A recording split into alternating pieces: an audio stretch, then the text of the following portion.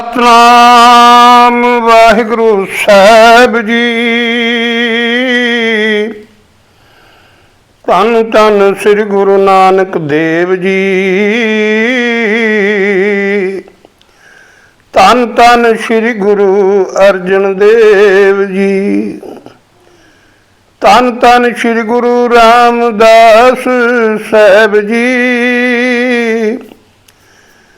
ਧੰਨ ਧੰਨ ਸ੍ਰੀ ਗੁਰੂ ਗੋਬਿੰਦ ਸਿੰਘ ਜੀ। ਧੰਨ ਧੰਨ ਸ੍ਰੀ ਗੁਰੂ ਗ੍ਰੰਥ ਸਾਹਿਬ ਜੀ। ਧੰਨ ਧੰਨ ਬਾਬਾ ਦੀਪ ਸਿੰਘ ਜੀ। ਧੰਨ ਧੰਨ ਬਾਬਾ ਨੌਦ ਸਿੰਘ ਜੀ। ਗੁਰੂ ਪਿਆਰੀ ਸਤ ਸੰਗਤ, ਵਾਹਿਗੁਰੂ ਜੀ ਕਾ ਖਾਲਸਾ, ਵਾਹਿਗੁਰੂ ਜੀ ਕੀ ਫਤਿਹ। ਸਾਧ ਸੰਗਤ ਜੀ, ਬੇਨਤੀ ਹੈ ਕਿ ਦਾਸ ਫਿਰ ਹਾਜ਼ਰ ਹੋਇਆ ਆਪਣੇ YouTube ਚੈਨਲ ਗੁਰਸਾਖੀਆਂ ਸ਼ਬਦ ਵਿਚਾਰ 'ਤੇ ਆਪ ਜੀ ਦੇ ਨਾਲ ਸਹਿਜ ਪਾਠ ਦੀ ਸਾਂਝ ਪਾਉਣ ਵਾਸਤੇ। ਜੋ ਸਹਿਜ ਪਾਠ ਆਪਾਂ ਆਪਣੇ ਚੈਨਲ 'ਤੇ ਪਿਛਲੇ ਸਾਲ ਤੋਂ ਆਰੰਭ ਕੀਤਾ ਹੋਇਆ ਹੈ, ਸਤਿਗੁਰਾਂ ਦੀ ਕਿਰਪਾ ਸਦਕਾ ਕੱਲ੍ਹ ਤੱਕ ਆਪਾਂ 482 ਨੰਬਰ ਅੰਗ ਤੱਕ ਪਾਠ ਕੀਤਾ ਸੀ।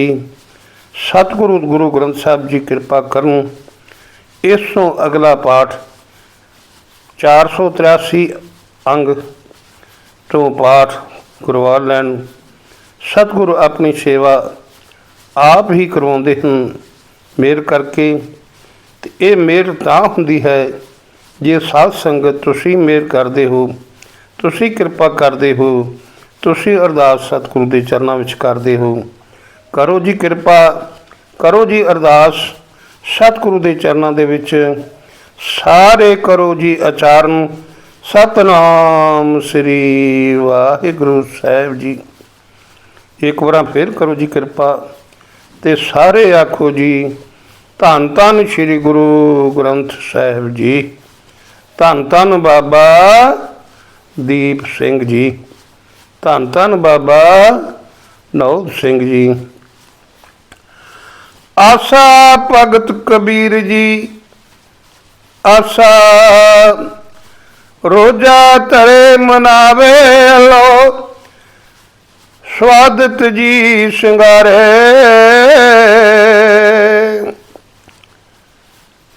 ਇਹ ਮੁਸਲਮਾਨ ਜਿਹੜੇ ਕਾਜੀ ਜੋ ਇਹ ਰੋਜ਼ੇ ਰੱਖਦੇ ਨੇ, ਮੁਸਲਮਾਨ ਰੋਜ਼ੇ ਰੱਖਦੇ ਨੇ। ਅਤੇ ਕਾਜੀ ਨੂੰ ਸਮਝਾਉਂਦੇ ਹੋਏ ਕਬੀਰ ਸਾਹਿਬ ਕਹਿਣ ਲੱਗੇ ਕਿ ਕਾਜੀ ਰੋਜ਼ੇ ਰੱਖਦਾ ਹੈ, ਰੋਜ਼ਿਆਂ 'ਤੇ ਅਖੀਰ 'ਤੇ ਈਦ ਵਾਲੇ ਦਿਨ ਅੱਲਾ ਦੇ ਨਾਮ 'ਤੇ ਕੁਰਬਾਨੀ ਦਿੰਦਾ ਹੈ, ਪਰ ਆਪਣੇ ਸਵਾਦ ਦੀ ਖਾਤਰ ਇਹ ਜੀਵ ਹੱਤਿਆ ਕਰਦਾ ਹੈ, ਇਹ ਜੀਵ ਨੂੰ ਮਾਰਦਾ ਹੈ।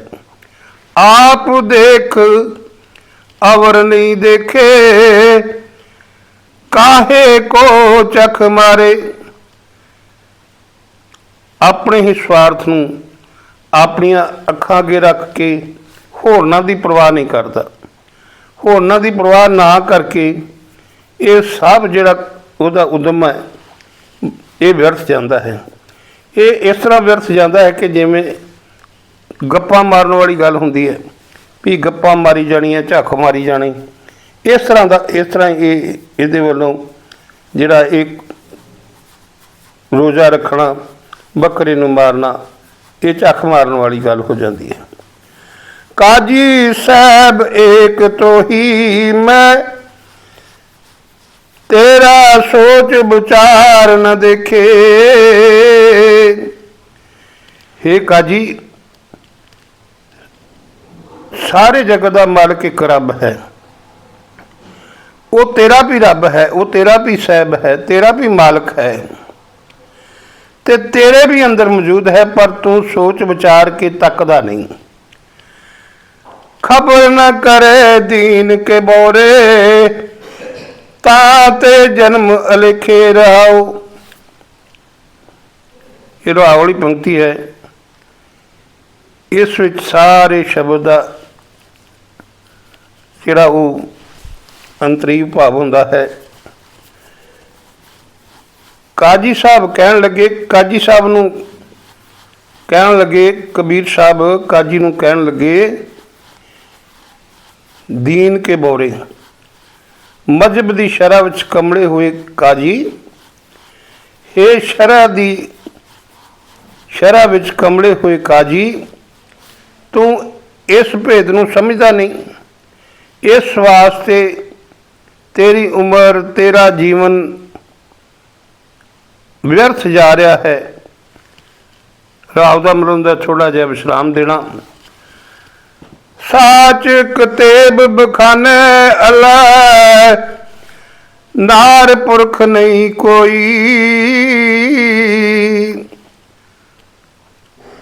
ਇਹ ਜਿਹੜੀਆਂ ਕਤੇਬ ਦੇ ਬਾਰੇ ਲਿਖਿਆ ਹੈ ਨਾ, ਇਹ ਕਤੇਬ ਆ ਗਈ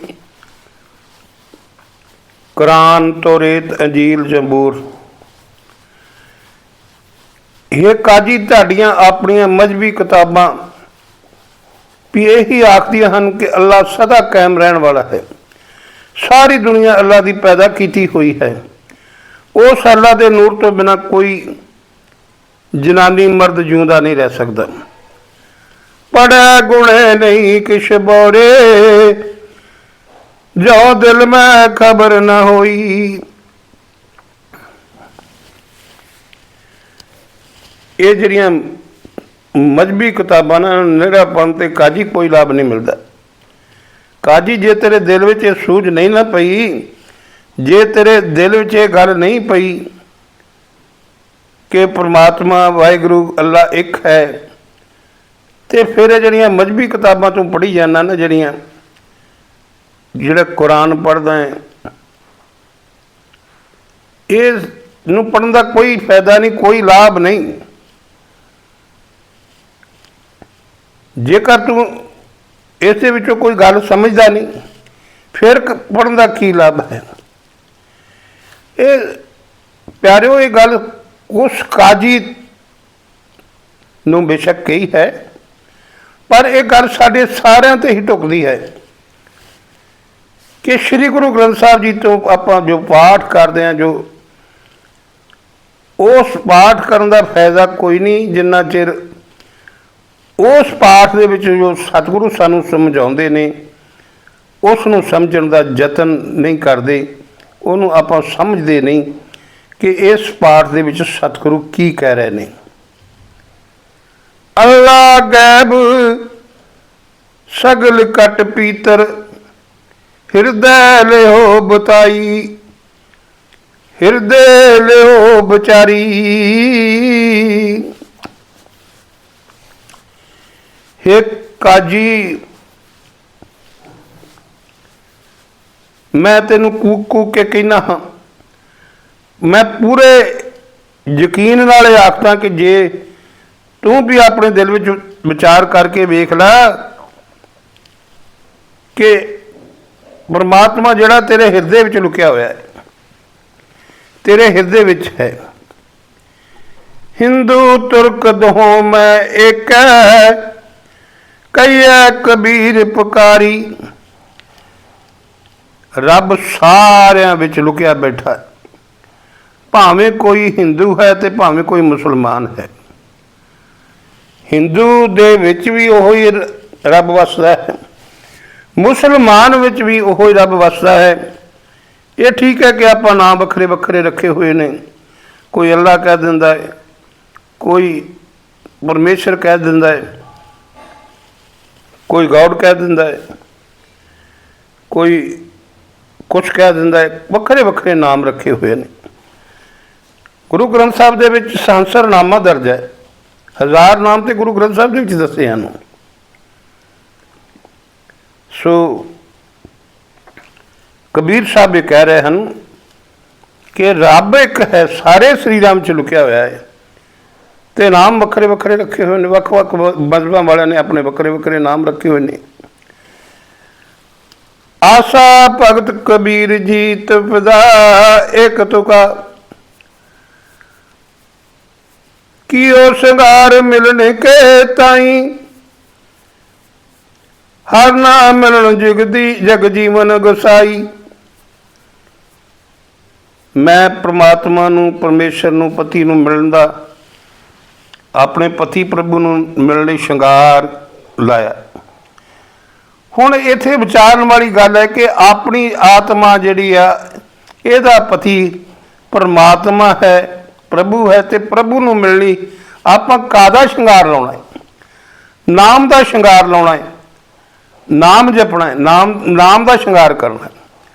ਹਰ ਨਾ ਮਿਲੇ ਜਗ ਜੀਵਨ ਗਸਾਈ, ਪਰ ਜਗਤ ਦੀ ਜਿੰਦ ਜਗਤ ਦੇ ਮਾਲਕ ਪ੍ਰਭੂ ਪਤੀ ਜੀ ਮੈਨੂੰ ਮਿਲੇ ਨਹੀਂ।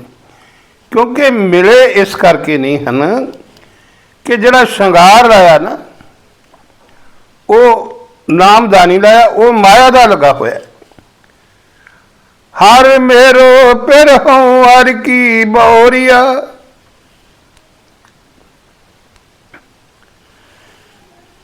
ਪਰਮਾਤਮਾ ਮੇਰਾ ਖਸਮ ਹੈ, ਮੈਂ ਉਸ ਦੀ ਅਜਾਣ ਜਿਹੀ ਵਹੁਟੀ ਹਾਂ। ਆਤਮਾ ਦਾ ਖਸਮ ਪਰਮਾਤਮਾ ਹੈ, ਤੇ ਕਬੀਰ ਸਾਹਿਬ ਕਹਿੰਦੇ ਕਿ ਪਰਮਾਤਮਾ ਮੇਰਾ ਖਸਮ ਹੈ ਤੇ ਮੈਂ ਉਸ ਦੀ ਅਣਜਾਣ ਜਿਹੀ ਵਹੁਟੀ ਹਾਂ। ਰਾਮ ਵੱਡੇ ਮੈਂ ਤਨਕ ਲਹਰੀਆ ਰਹਾਉ, ਤਨਕ ਦਾ ਮਤਲਬ ਹੁੰਦਾ ਛੋਟੀ ਜਿਹੀ, ਲੋਹਰੀਆ ਦਾ ਮਤਲਬ ਹੁੰਦਾ ਅਜਾਣੀ ਬਾਲੜੀ। ਮੇਰਾ ਉਸ ਨਾਲ ਮੇਲ ਨਹੀਂ ਹੁੰਦਾ ਕਿਉਂਕਿ ਮੇਰਾ ਖਸਮ ਪ੍ਰਭੂ ਬਹੁਤ ਵੱਡਾ ਤੇ ਮੈਂ ਨਿੱਕੀ ਜਿਹੀ ਬਾਲੜੀ ਹਾਂ। ਰਾਹੁ ਦਾ ਮਤਲਬ ਹੁੰਦਾ ਵਿਸ਼ਰਾਮ ਦੇਣਾ। ਤਨ ਫਿਰ ਇੱਕ ਸੰਗ ਬਸੇਰਾ, ਮੈਂ ਜੀਵ ਵਹੁਟੀ ਤੇ ਖਸਮ ਪ੍ਰਭੂ ਦਾ ਵਸੇਬਾ ਇੱਕ ਥਾਂ ਹੀ, ਕਿਉਂਕਿ ਪ੍ਰਭੂ ਵੀ ਹਿਰਦੇ ਵਿੱਚ ਵਸਦਾ ਹੈ ਤੇ ਆਤਮਾ ਵੀ ਹਿਰਦੇ 'ਚ ਵਸਦੀ। ਸੇਜ ਏਕ ਪੈ ਮਿਲਣ ਦੁਹੇਰਾ, ਸਾਡੀ ਦੋਹਾਂ ਦੀ ਹਿਰਦੇ ਰੂਪੀ ਸੇਜ ਜਿਹੜੀ ਕੋਈ ਹੈ, ਪਰ ਫਿਰ ਵੀ ਉਸ ਨੂੰ ਮਿਲਣਾ ਬਹੁਤ ਔਖਾ ਹੋਇਆ। ਤਨ ਸੁਹਾਗਣ ਜੋ ਪੀ ਪਾਵੈ, ਉਹ ਭਾਗਾਂ ਵਾਲੀ ਹੈ, ਮੁਬਾਰਕ ਹੈ ਉਹ ਭਾਗਾਂ ਵਾਲੀ ਇਸਤਰੀ ਨੂੰ ਜੋ ਖਸਮ ਨੂੰ ਪਿਆਰੀ ਲੱਗਦੀ ਹੈ। ਕਹੈ ਕਬੀਰ ਫਿਰ ਜਨਮ ਨ ਆਵੇ, ਕਬੀਰ ਸਾਹਿਬ ਕਹਿਣ ਲੱਗੇ ਕਿ ਉਹ ਜੀਵ ਇਸਤਰੀ ਫਿਰ ਜਨਮ ਮਰਨ ਵਿੱਚ ਨਹੀਂ ਆਉਂਦੀ, ਜਨਮ ਮਰਨ ਦੇ ਗੇੜ ਵਿੱਚ ਨਹੀਂ ਪੈਂਦੀ। ਆਸਾ ਸ਼੍ਰੀ ਕਬੀਰ ਜੀਓ ਕੇ ਦੋਪਦੇ, ਰਾਗ ਆਸਾ ਵਿੱਚ ਭਗਤ ਕਬੀਰ ਜੀ ਦੀ ਦੋ ਬੰਦਾਂ ਵਾਲੀ ਬਾਣੀ ਹੈ। ਇੱਕ ਓਂਕਾਰ ਸਤਿਗੁਰ ਪ੍ਰਸਾਦ, ਅਕਾਲ ਪੁਰਖ ਇੱਕ ਹੈ ਤੇ ਸਤਿਗੁਰੂ ਦੀ ਕਿਰਪਾ ਨਾਲ ਮਿਲਦਾ ਹੈ। ਹੀਰੇ ਹੀਰਾ ਬੇਦ ਪਵਨ ਮਨ ਸਜੇ ਰਿਹਾ ਸਮਾਈ, ਜੀਵ ਆਤਮਾ ਰੂਪੀ ਜਿਹੜਾ ਹੀਰਾ ਹੈ ਨਾ, ਜਦੋਂ ਜੀਵ ਨੇ ਪਰਮਾਤਮਾ ਦੇ ਚਰਨਾਂ ਵਿੱਚ ਸੁਰਤ ਜੋੜ ਲਈ, ਜਦੋਂ ਜੀਵ ਉਸ ਹੀਰੇ ਪ੍ਰਭੂ ਨੂੰ ਵਿੰਨ ਲੈਂਦਾ ਹੈ, ਭਾਵ ਕਿ ਜਦੋਂ ਜੀਵ ਦੀ ਪਰਮਾਤਮਾ ਦੇ ਚਰਨਾਂ ਵਿੱਚ ਸੁਰਤ ਜੋੜ ਲੈਂਦਾ ਹੈ ਤੇ ਇਸ ਦਾ ਜਿਹੜਾ ਮਨ ਹੈ, ਜਿਹੜਾ ਚੰਚਲ ਹੋਇਆ ਹੈ, ਭਟਕਦਾ ਮਨ ਫਿਰ ਇੱਕ ਅਡੋਲ ਅਵਸਥਾ ਵਿੱਚ ਟਿਕ ਜਾਂਦਾ ਹੈ। ਸਗਲ ਜੋਤ ਨਹੀਂ ਰੇ ਬੇਦੀ, ਸਤਿਗੁਰ ਬਚਨੀ ਮੈਂ ਪਾਈ, ਇਹ ਪ੍ਰਮਾਤਮਾ ਇੱਕ ਐਸਾ ਹੀਰਾ ਹੈ ਜੋ ਸਾਰੇ ਜੀਵਾਂ ਦੇ ਵਿੱਚ, ਸਾਰੀ ਜਨਤਾ ਦੇ ਵਿੱਚ ਮੌਜੂਦ ਹੈ। ਇਹ ਗੱਲ ਮੈਂ ਸਤਿਗੁਰੂ ਦੇ ਉਪਦੇਸ਼ ਦੀ ਬਰਕਤ ਨਾਲ ਸਮਝੀ ਹੈ, ਸਤਿਗੁਰਾਂ ਤੋਂ ਮੈਨੂੰ ਇਸ ਗੱਲ ਦਾ ਪਤਾ ਲੱਗਾ ਹੈ। ਹਰ ਕੀ ਕਥਾ ਅਨਾਦ ਬਾਣੀ,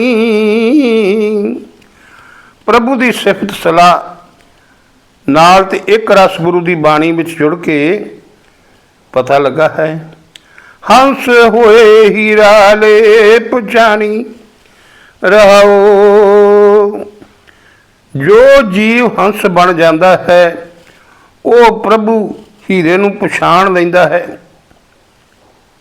ਜਿਵੇਂ ਹੰਸ ਮੋਤੀ ਪਛਾਣ ਲੈਂਦਾ ਹੈ। ਰਹਾਓ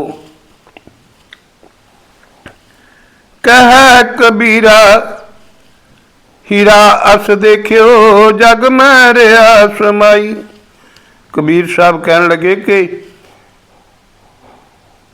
जो प्रभु हीरा सारे जगत में व्यापक है, जदों उस तक पहुँचने वाले सतगुरु ने, सच्चे गुरु ने मैनू उसका दीदार करवाया। गुप्त हीरा प्रगट पयो, जब गुरु गम दिया दिखाई। गुरगम पहुँच वाले गुरु ने, तां मैं हीरा अपने अंदर ही वेख लिया। वो लुकिया होया हीरा मेरे अंदर ही प्रतख हो गया। आशा पहली करूप कजात कलखणी, सौरे पे बुरी। पहली का मतलब होंदा है मेरे मन की बिरती, पहली बिरती जड़ी करूप हैगी भैड़े रूप वाली। कबीर साहब इस शब्द में कहते कि मेरे मन की पहली बिरती भैड़े रूप वाली है। चंद्रे घर की जमी हुई है, चंद्रे लछणा वाली सी। उसने मेरे इस जीवन में भी चंद्री ही रहना सी, ते मेरे परलोक में गया ही भैड़ी ही रहना सी। परलोक में पहुँचने से भी भैड़ी रहना सी। अब की स्वरूप सजान सलखणी, सजे उधर तरी। अब की का मतलब होंदा कि होने वाली बिरती जड़ी है। स्वरूप का मतलब हो गया सोहने रूप वाली, सजान सोहनी अकल वाली। हुण जिहड़ी बिरती मैं आत्मक अडोलता दे राही अपने अंदर वसा ली है ना, वो सोहने रूप वाली है, सजजी है तो चंगे लक्षणों वाली है। भली सरी मुई मेरी पहली बरी। चंगा ही होया, भली सरी का मतलब है भला होया, चंगी गल होई। चंगा ही होया कि मेरी ये मानो बिरती खत्म हो गई, जो मैनू पहला चंगी लग्या करदी सी वो खत्म हो गई। जुग जुग जीवो मेरी अब की तरी राओ।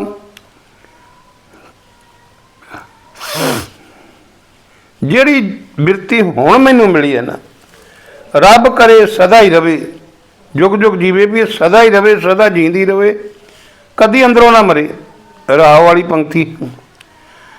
कहो कबीर जब लाहौरी आई, बड़ी का सुहाग तरियो। कबीर साहब कहते लाहौरी ये छोटी गरीबनी, गरीब सुभाव वाली बिरती, बड़ी बड़े हंकार वाली बिरती। कबीर साहब कहते भी जदों की ये गरीबड़े सुभाव वाली बिरती मैनू मिली है, अहंकार बिरती का जोर मेरे तो टल गया है। लाहौरी संग प्यो अब मेरी, जेठी और तरियो। ये निम्रता वाली मत हुण सदा मेरे नाल रहिंदी है। इस अहंकार जिहड़ी ओह अहंकार बुद्धि सी ने किते होर थान जा लभी होगी। निम्रता वाली मत तो हुण सदा मेरे नाल रहिंदी है, ते जिहड़ी हंकार वाली बुद्धि, हंकार वाली मत ने कोई होर थान लभ लई। ते ये जिहड़े शब्द आपां कबीर साहब जी की बाणी दा जाप कीता, विचार की, इन्हां विच कबीर साहब इहो समझाउण दा यतन कीता है कि जे उस परमेश्वर के नाम के नाल जुड़ जाइए, जे उस परमेश्वर का नाम जपन लग जाइए, तो फिर जिहड़े माड़ियां बिरतियां, जिहड़ी माड़ी बिरती है वो खत्म हो जाती है, तो वो बिरती जन्म लै लैंदी है चंगी बिरती, जिहड़ी नाम जपाउंदी है, परमात्मा के नाल जोड़ती है। सो सत्संगत आपां भी उस प्रभु के नाम के नाल जुड़ीए, परमात्मा का नाम जप के अपने लोग सुखी ते परलोक सहेले कर लीए। सत्संगत बेनती है कि ਜਿਨ੍ਹਾਂ ਨੇ ਅਜੇ ਤੱਕ ਅੰਮ੍ਰਿਤ ਦੀ ਦਾਤ ਪ੍ਰਾਪਤ ਨਹੀਂ ਕੀਤੀ, ਉਹਨਾਂ ਦੇ ਚਰਨਾਂ ਵਿੱਚ ਬੇਨਤੀ ਹੈ, ਅਰਦਾਸ ਹੈ ਕਿ ਭਾਈ, ਜਿਵੇਂ ਕਹਾਵਤ ਹੈ, ਗੁਰੂ ਬਿਨਾਂ ਗਤ ਨਹੀਂ ਤੇ ਸ਼ਾਹ ਬਿਨਾਂ ਪਤ ਨਹੀਂ। ਜੇ ਆਪਣੇ ਲੋਕ ਸੁਖੀ ਅਤੇ ਪਰਲੋਕ ਸਹੇਲੇ ਕਰਨੇ ਚਾਹੁੰਦੇ ਹੋ ਤੇ ਖੰਡੇ ਬਾਟੇ ਦੇ ਅੰਮ੍ਰਿਤ ਦੀ ਪਾਹੌਲ ਛਕ ਕੇ ਪੰਜਾਂ ਪਿਆਰਿਆਂ ਦੇ ਕੋਲੋਂ ਗੁਰੂ ਵਾਲੇ ਬਣ ਜਾਓ। ਕਈ ਮਹਾਂਪੁਰਸ਼ ਆਪਣੇ ਡੇਰਿਆਂ 'ਤੇ ਕੋਈ ਮੱਸਿਆ 'ਤੇ ਛਕਾਉਂਦਾ ਹੈ ਅੰਮ੍ਰਿਤ, ਕੋਈ ਪੁੰਨਿਆਂ ਤੇ ਛਕਾਉਂਦਾ ਹੈ, ਪਰ ਸ਼੍ਰੀ ਅਕਾਲ ਤਖਤ ਸਾਹਿਬ ਅੰਮ੍ਰਿਤਸਰ ਵਿਖੇ ਹਰ ਬੁੱਧਵਾਰ ਤੇ ਐਤਵਾਰ 2 ਦਿਨ ਹਫ਼ਤੇ ਵਿੱਚ ਅੰਮ੍ਰਿਤ ਦਾ ਬਾਟਾ ਤਿਆਰ ਹੁੰਦਾ ਹੈ ਤੇ 12 ਵਜੇ ਦੇ ਕਰੀਬ ਹੁੰਦਾ ਹੈ। ਇਸ ਲਈ ਜਿਸ ਨੇ ਵੀ ਅੰਮ੍ਰਿਤ ਛਕਣਾ ਹੋਵੇ ਅਕਾਲ ਤਖਤ ਸਾਹਿਬ 'ਤੇ ਹਾਜ਼ਰ ਹੋ ਕੇ ਬੁੱਧਵਾਰ ਤੇ ਐਤਵਾਰ ਅੰਮ੍ਰਿਤ ਛਕ ਸਕਦਾ ਹੈ। ਦੂਜੀ ਬੇਨਤੀ ਸਾਧ ਸੰਗਤ ਇਹ ਹੈ ਕਿ ਦਾਸਰੇ ਦੇ ਚੈਨਲ ਗੁਰਸਾਖੀਆਂ ਸ਼ਬਦ ਵਿਚਾਰ ਨੂੰ ਸਬਸਕ੍ਰਾਈਬ ਕਰੋ ਜੀ, ਕਿਰਪਾ ਕਰੋ, ਦਾਸਰੇ ਦੇ ਉੱਤੇ ਮਿਹਰ ਕਰੋ। ਆਪ ਅੱਗੇ ਬੜੀ ਕਿਰਪਾ ਹੈ, ਹੋਰ ਕਿਰਪਾ ਦੀ ਲੋੜ ਹੈ ਆਪ ਜੀ ਦੀ। ਦਾਸਰੇ ਦੇ ਚੈਨਲ ਨੂੰ ਸਬਸਕ੍ਰਾਈਬ ਕਰੋ। ਜੋ ਆਪ ਜੀ ਨੇ ਸ਼ਰਵਣ ਕਰਨਾ ਹੈ ਇਸ ਨੂੰ ਸ਼ਰਵਣ ਕਰਕੇ ਲਾਈਕ ਅਤੇ ਸ਼ੇਅਰ ਜ਼ਰੂਰ ਕਰਨਾ ਜੀ। ਕਮੈਂਟਾਂ ਦੇ ਵਿੱਚ ਵਾਹਿਗੁਰੂ ਜ਼ਰੂਰ ਲਿਖਿਆ ਕਰੋ। ਸਾਧ ਸੰਗਤ, ਹੁਣ ਭੁੱਲ ਚੁੱਕ ਦੀ ਅਰਦਾਸ ਕਰਕੇ ਸਮਾਪਤੀ ਹੈ।